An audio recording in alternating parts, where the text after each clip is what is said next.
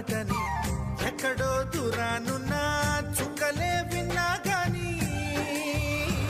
కదిలించలేదా కాస్త కూడా నీ మనసుని పరదాలు దాటి ఒక్కసారి పలకరించవేమి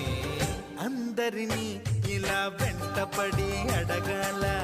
సరదాగా నువ్వే ఎదురైతే సరిపోదా నిద్రపోతున్న రాత్రి నడిగా గుటికి చేరిన గువ్వల నడిగా